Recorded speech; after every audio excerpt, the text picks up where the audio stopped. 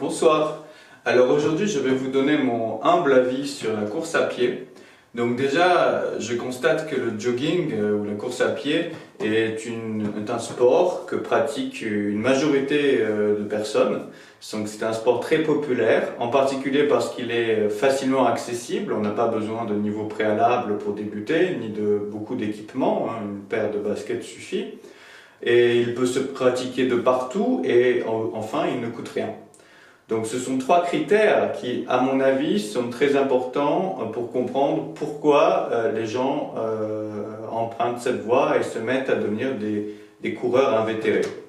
Donc trois choses, effectivement très facile de débuter, peu d'équipement, coût faible, et trois, peut se pratiquer n'importe où. Et à mon avis, c'est ce qui justifie le succès de la course à pied, en particulier même parmi les nombreux employés de bureau qui sortent du bureau.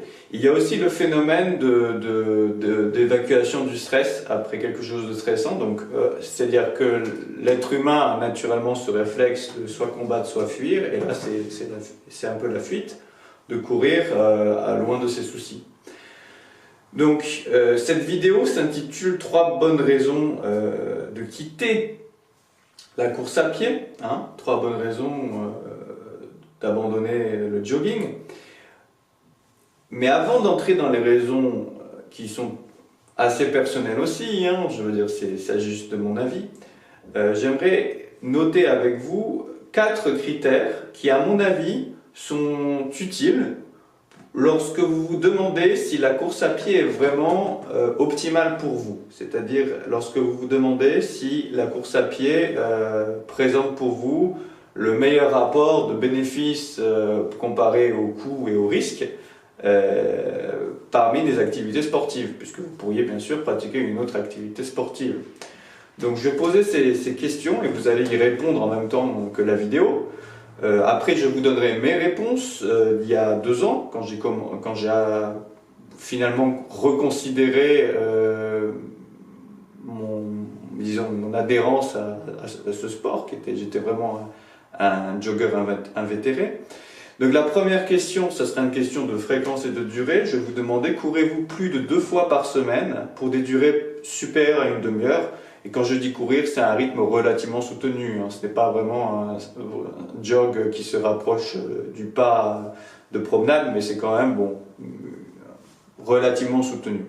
Donc plus de 2 fois par semaine, ou plus de 2 fois par semaine, je veux dire strictement plus que 2 fois par semaine, et pour des durées supérieures à une demi-heure. Si c'est 1 heure, c'est encore pire, bien sûr. Donc, si vous répondez oui, c'est un facteur de risque. Après, on passe aux questions suivantes. La deuxième, c'est la place de la course dans vos autres entraînements, dans votre pratique sportive régulière. C'est-à-dire, est-ce que la course occupe pour vous une place privilégiée ou est votre unique principal entraînement dans le domaine sportif? Voilà. La troisième question, aussi très importante, courez-vous pour évacuer le stress? Tout bête. Parce que vous pouvez courir parce que vous vous relaxez en pratiquant l'activité, mais vous pouvez aussi avoir un besoin, disons, guttural de courir après une journée professionnelle chargée avec des frustrations, ou du stress ou des problèmes familiaux. Est-ce que vous utilisez la course pour évacuer le stress? C'est la troisième question à vous poser. Là encore, si vous répondez oui, ça augmente les risques et ça diminue donc le rapport de bénéfice sur les risques et les coûts de cette activité pour vous. Et enfin, une question bête, sentez-vous des douleurs ligamentaires, tendinaires après la course? Je précise, ce sont des douleurs des tendons et des ligaments, pas des douleurs des muscles, puisque des courbatures vraiment du muscle lui-même, donc pas les extrémités d'un muscle, mais vraiment le muscle lui-même, elles sont plutôt bénéfiques, on est tous contents d'en avoir. Et puis si vous êtes un coureur régulier, elles ne seront jamais extrêmes.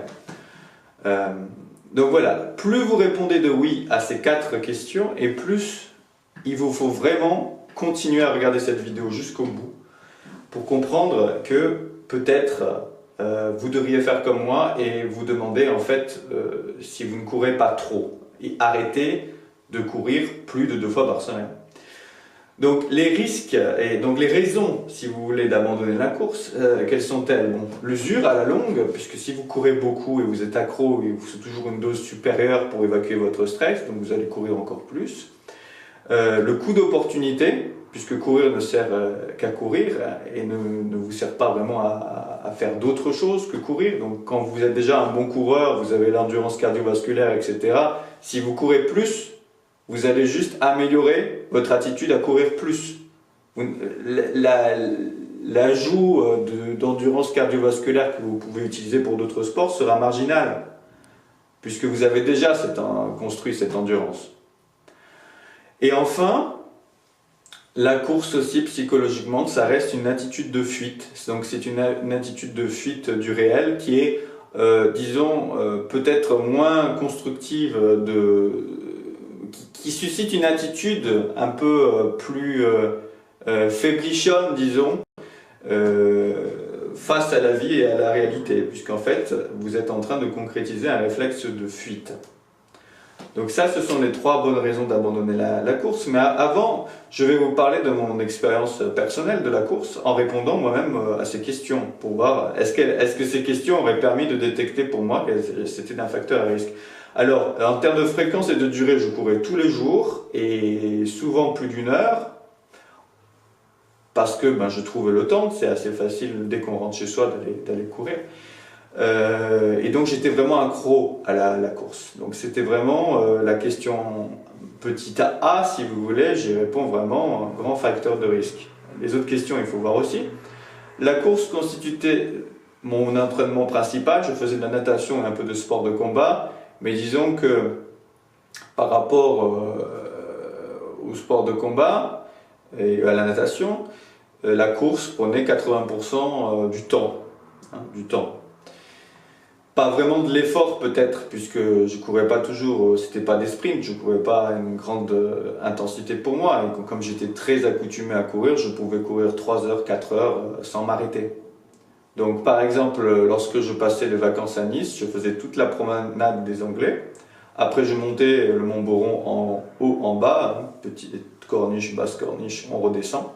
Je me retrouve à Villefranche, je continue, Villefranche c'est vite traversé, le port de Villefranche, etc. Tout paysage merveilleux, je cours, ça va vite, ça défile, je suis content. Puis Saint-Jean-Cap-Ferrat, toute la presqu'île. J'arrive à Beaulieu-sur-Mer et là je reviens en général, des fois je continue un peu, mais je reviens, à nouveau bis repetita placette, Saint-Jean-Cap-Ferrat, toute la presqu'île, Villefranche, Montboron au bas et Nice, promenade des Anglais. Donc voilà une course qui est suffisante, en fait, si vous la faites à un rythme modéré, ça vous remplit une demi-journée sans problème. D'accord? Si vous faites quelques pauses aussi aux jolies plages qui sont là-bas. Mais faire ça tous les jours, c'est vraiment, étant donné la durée de ce genre de course, si en plus je le fais tous les jours, c'est vraiment trop. Donc je réponds aussi très mal à la deuxième question. J'ai un grand facteur risque qui commence à s'accumuler. Enfin, je courais pour évacuer le stress, c'était clair. Par exemple, j'ai parlé de ma course à Nice parce que donc je m'en rappelle, parce que juste après j'allais au karaté. Bon, voilà, j'étais infatigable, mais en fait c'est parce que j'avais tout ce stress dans moi qui avait besoin de trouver un exutoire. Et ce stress en particulier était dû au concours que je passais. Je passais les concours aux grandes écoles au lycée Masséna. Donc j'avais 2 mois de concours parce que je voulais les passer tous, parce que comme j'étais d'un naturel un peu peureux à l'époque, j'étais pas sûr d'en avoir. Donc juste pour être sûr d'avoir quelque chose, je passais tout. Et donc 2 mois de stress où je faisais vraiment dès que je pouvais cet itinéraire monstrueux. Parfois la nuit tombée, je rentrais chez moi. Et ça ne m'assommait même plus tellement en fait. Et pour m'assommer et pouvoir dormir, il faudrait en faire encore plus. Et je pouvais commencer à avoir mal aux genoux. Alors avec ce stress et cet entraînement trop intensif, je suis tombé, je me suis détruit l'épaule. Ça c'est à savoir. Donc le cartilage de l'épaule est fendu et les docteurs disent que ça ne se guérit pas. J'aurais dû commencer à réfléchir lors de ce premier incident. Oui. Mais comme je suis en fait très têtu, c'est un grand défaut, je n'ai pas du tout réfléchi à qu'est-ce que je pourrais faire et est-ce qu'il n'y avait pas des préjugés qui m'empêchaient de faire quelque chose, à part bien sûr la natation et le karaté que je pratiquais régulièrement aussi. La course avait une place prédominante, donc encore une fois c'est la deuxième question, c'était trop. Et enfin, en termes de douleur prononcée, ben non, j'avais encore 20 ans, donc j'étais jeune, donc je n'avais pas vraiment de douleur prononcée, à part pour l'épaule, bien sûr, puisque une fois qu'elle s'était disloquée, en fait, c'est sûr que courir après, 2 jours après qu'elle soit rentrée en place, ça faisait mal au niveau de l'épaule. Mais là aussi, j'aurais donc dû me dire, c'est un grand facteur, la course est pour moi un grand facteur de risque. Est-ce qu'on ne peut pas la remplacer par autre chose? Alors, j'ai déjà mentionné les 3 raisons, en plus de ces 4 facteurs risques, les 3 raisons d'abandonner la course. Quand je dis abandonner, c'est en fait remettre la course à une place qui lui convient, c'est-à-dire 2 fois par semaine, voilà, vous pouvez courir 2 fois par semaine 1 heure.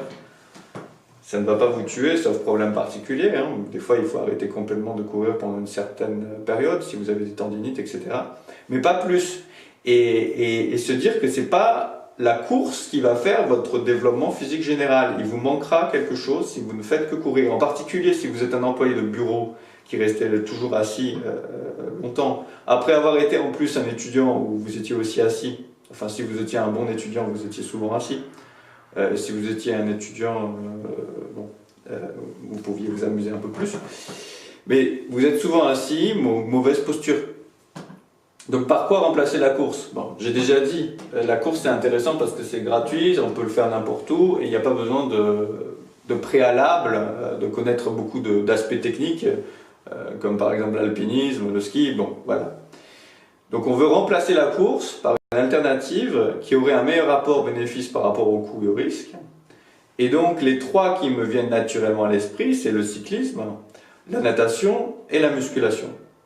Alors je commence avec le cyclisme parce que c'est le plus facile. Donc la course, c'était disons mauvais.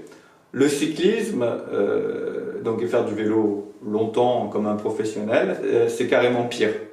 C'est nul. Pourquoi c'est nul? D'abord, ce n'est pas du tout un sport naturel. On n'a pas, enfin, l'homme n'est pas né sur un vélo, donc l'adaptation au vélo courbé comme ça, c'est une adaptation qui va venir très très harmonieusement, à mon avis, compléter votre adaptation au bureau où vous êtes déjà comme ça, penché sur votre tâche à faire.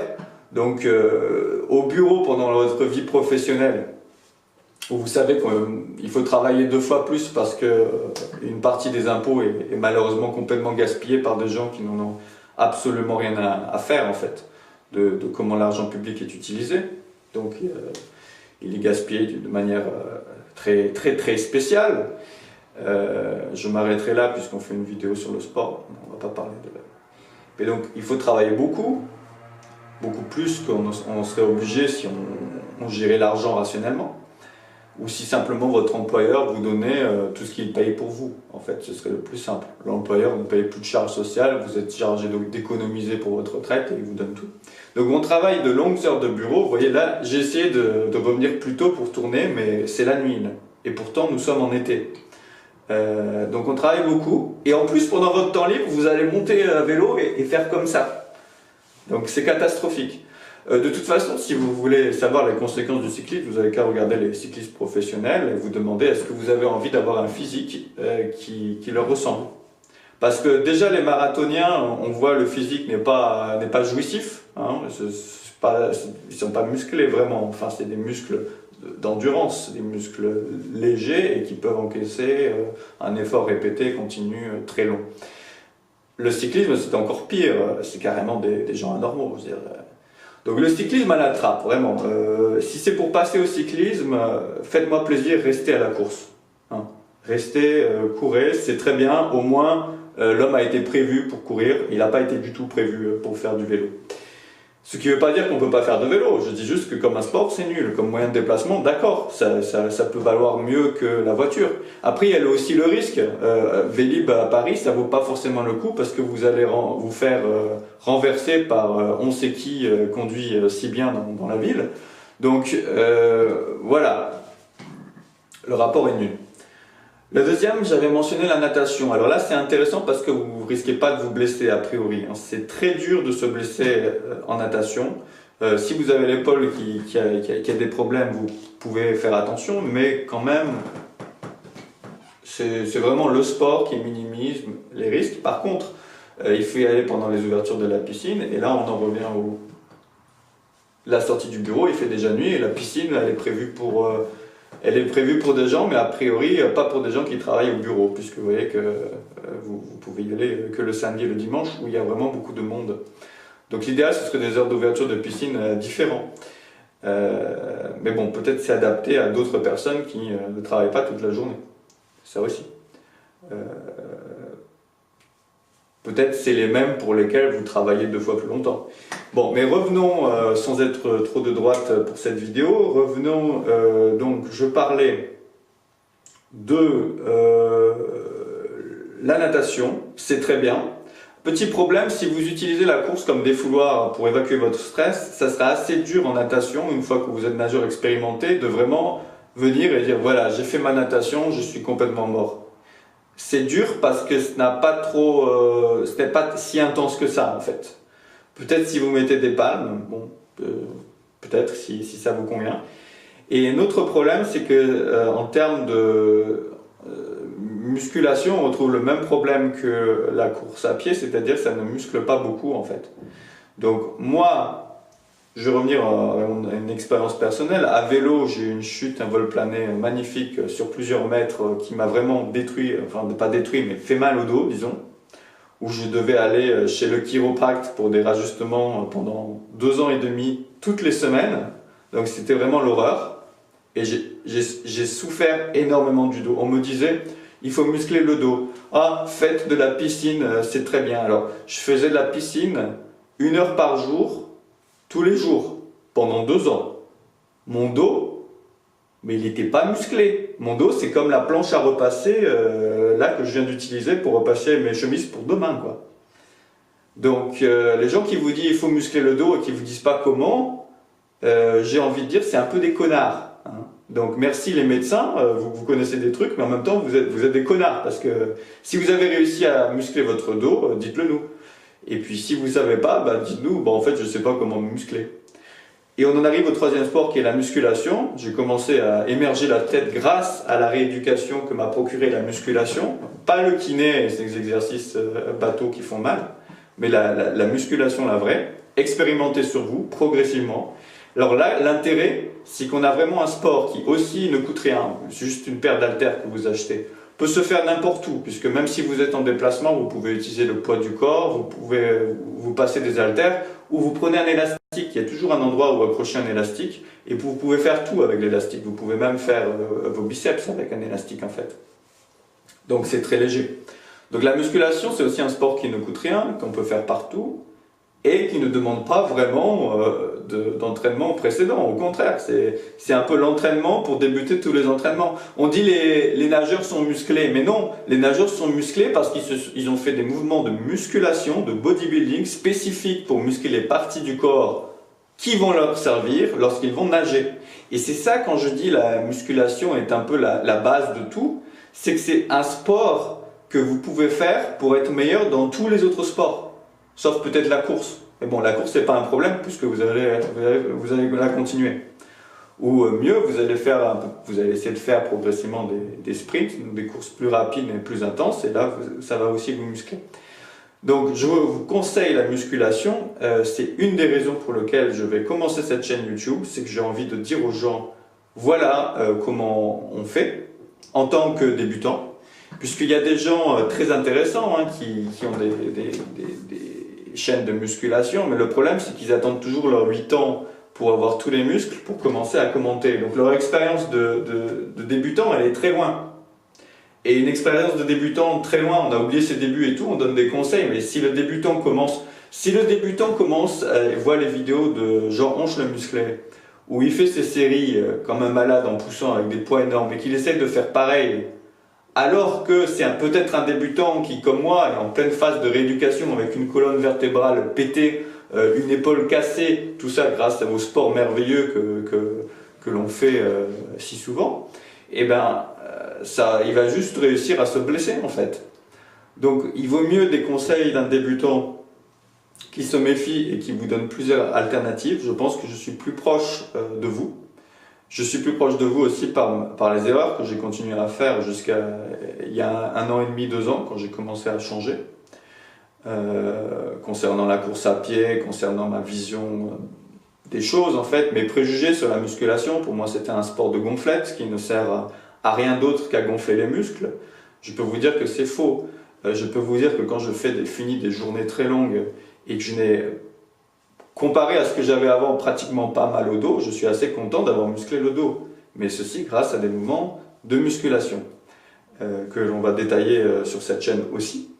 Et donc, je vous donnerai d'autres raisons de vous muscler dans une autre vidéo, puisque là, je vois qu'on a fait déjà 20 minutes, et c'est déjà trop long en fait pour YouTube.